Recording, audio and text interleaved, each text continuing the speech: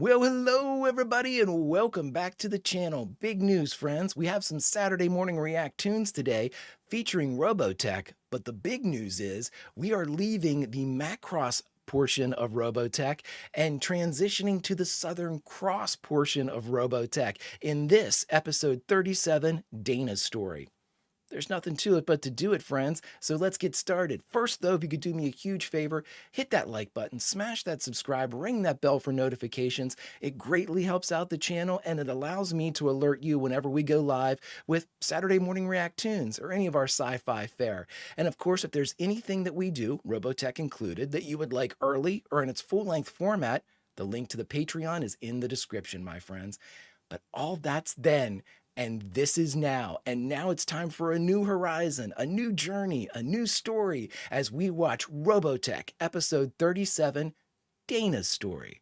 Prepare to engage maximum warp reaction. And away we go.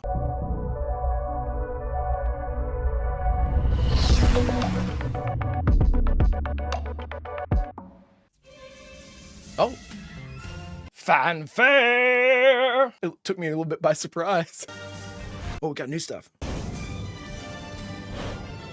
The Masters. Oh, cool, cool, cool. You guys did say, obviously, because it's a new property, that we have new mechs and stuff like that. Looks like, for comic book fans out there, that looked like the Black Knight from Marvel, his robotic steed. Oh, cool. Oh, so these are smaller. These are more like suits and not like robots, huh? Because she was looking right out of the head, right?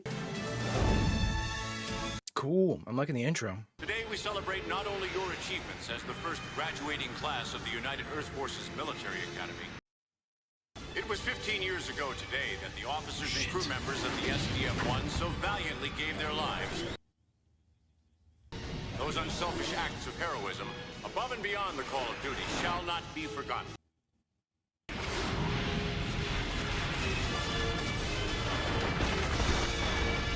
Man, Chiron's lucky he got that ship even to the SDF-1. She had one more in her, didn't she? The old SDF-1 had one more dance. One last dance. Oh, I hate to see that. Victory. Lieutenant Kim Young, Commander Claudia Grant, and Admiral Henry J. Lovell. Did they mention Vanessa? And although the feudal society which has evolved is unstable, it is a society of human beings who have survived insurmountable odds. Awesome. They're like knights. That is the mission of this academy, to provide training to those dedicated to the protection of Monument City, the United Earth Command, and the entire human race. Monument City. Today will vary, but your collective resolve to perform those missions must be as solid as that of those heroic men and women whose memory we honor today. Nice. Liking the start so far. It's cool. What kind of life can I possibly have in the military? It's just not me. That's not Minmay, is it? It is. It's We Will Win. Okay. Well, it's about time, Bowie. How you doing? Fine. Bowie. Oh, I met Bowie in Sentinels. Believe it or not, Bowie, that's the absolute truth. Graduation blues are as old as education. Oh. Bowie is Claudia's nephew, right? I think that's what somebody told me after I put Sentinels up. Bowie, that's it. Huh? I'll tell you a story. This'll cheer you up. How my mother met my father. Daddy was a Veritech pilot. Well, Mom was... Why, how dare you question my leadership abilities? Just whom do you think you are? I am the finest combat pilot of all the Centrati forces. Just as yours caused you to be down in the Microdian Sea and made you an object for ridicule to all those whom you command, Chiron. Wow. For there is one aboard that alien ship whom you cannot best. So, an ace aboard the SDF-1. Interesting. I'd like to meet him. I initially thought it was Max, and then you all told me Chiron never faced Max. He faced Rick, and Rick was the ace he was talking about. I am looking for one particular enemy fighter. When he appears, you are ordered to withdraw and leave his destruction to me personally. Is that understood? I wish they would have kept Miria a little bit more like this. Okay, heads up. There they are, you guys, at 11 o'clock. Let's go get them. Attack! I actually kind of like watching this again. Now where is this great enemy ace that Chiron fears so?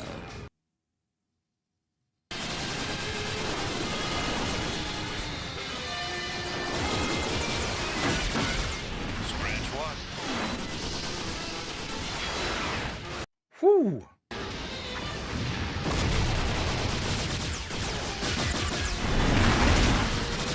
Man, Max always double taps. That's what I love. He always double taps the chest because he knows that's where the pilot's sitting. My man is brutal. You devil. I shouldn't say he's brutal, he's efficient. Look at him go. You can't dodge forever. Yeah, he can. Retreat. Right now. What? You want me to retreat? I got this. What's the big idea, huh? That bandit on your tail is trying too hard. So what? So they want to find out what his game is. You got it. Here we find out pretty quick.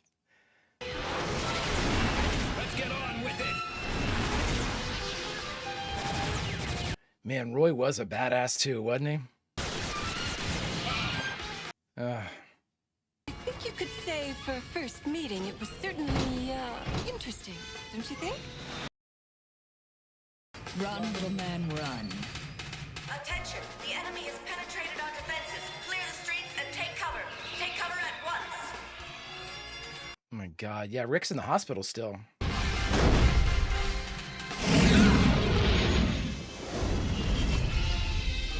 Hey, that's Max. Yeah, go get him, Max.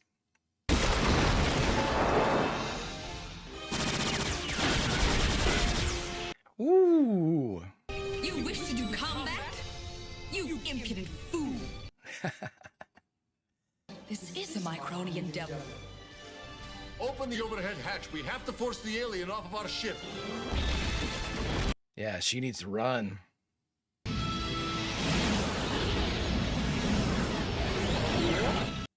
Max was going. Max was absolutely going. Return to base, Vermilion 3. You've beaten him. Not decisively. Now she thought, I was Your like, second meeting was even more interesting. To continue the search for the Earthman she thought she hated, my mother endured recloning in the protoculture chamber. oh, they're calling it recloning, huh? Points are piling up, Lieutenant. You better get moving. This is great. I always make more money than I can cart off. I love the video arcade / casino aspect of this. That girl sitting at that game. So what about her? Isn't she incredible? I have been seeing her everywhere. Well, she is sort of attractive. Listen, you're never going to get any type of like support or confirmation from Rick. I guess she's kind of pretty. Are you willing to bet all that? Yes, I am. This is absolutely terrific. Who gives a fuck? I just got it. Sure, I'll bet it all. There they were, mortal enemies locked in make-believe video combat. Yeah, I like the pedals too. Whoops. Looks like I won that. Is this the one where like you got like I think there's a shot where there's like the big like Zangief guy is back there and I'm like, is that guy a Street Fighter dude or is he real?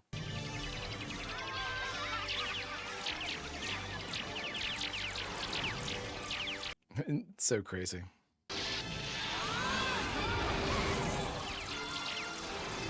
It doesn't take Muriel long to realize. There he is in the back. I'm assuming that's like a poster or like a stand-up.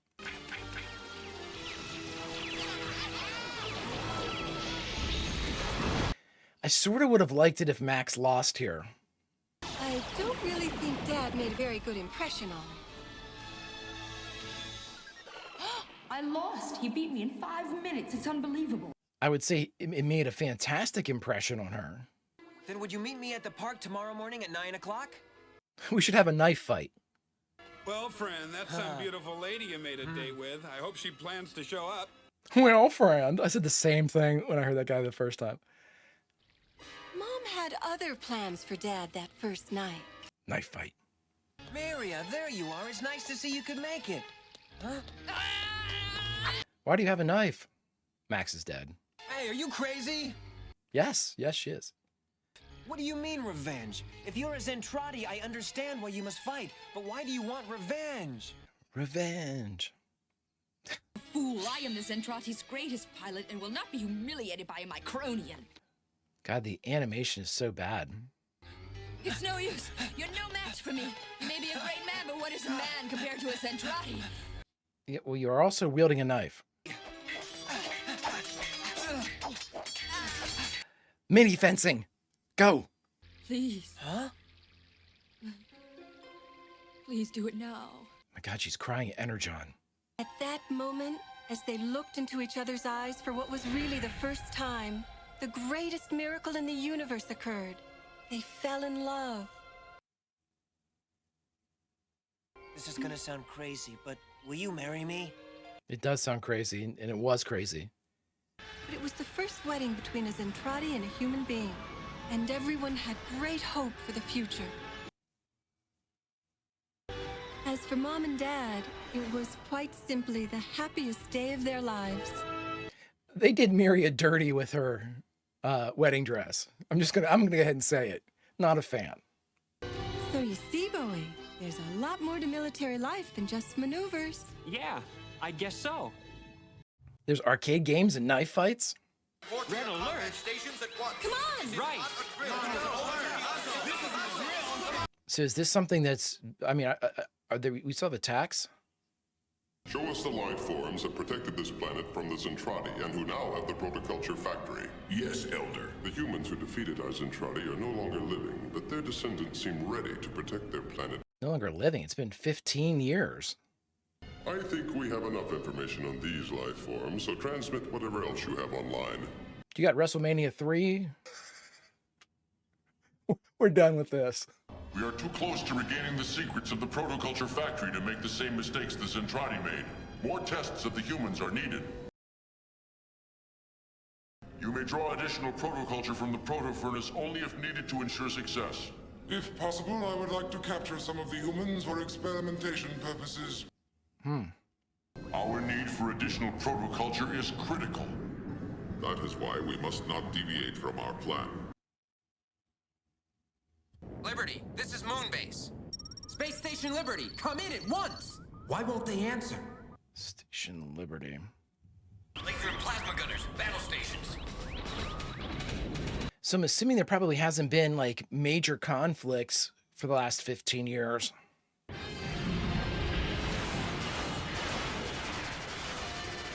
Just like a preparatory phase, I would assume. Well. Roger, Liberty Observer. We'll respond. Our ETA in your quadrant, approximately 90 seconds. Strange. It's not like I thought. I am anxious, but not nervous. White Knight, this is Black Beauty. I can't seem to shake him. We lost Black Beauty. It's up to us now, White Knight. Going to Guardian. Here we go.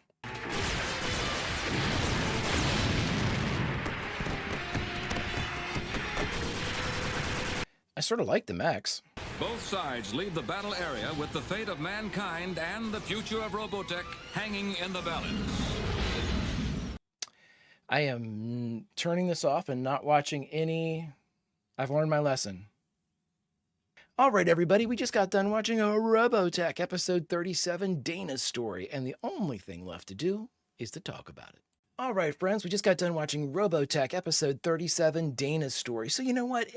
Again, more of a clip episode, obviously. It was kind of a, retrospective on the relationship of Max and Miria, which is perfectly fine because I'm assuming that Dana is going to be the main character of this. I don't know for sure if she's going to be like our Rick for this, but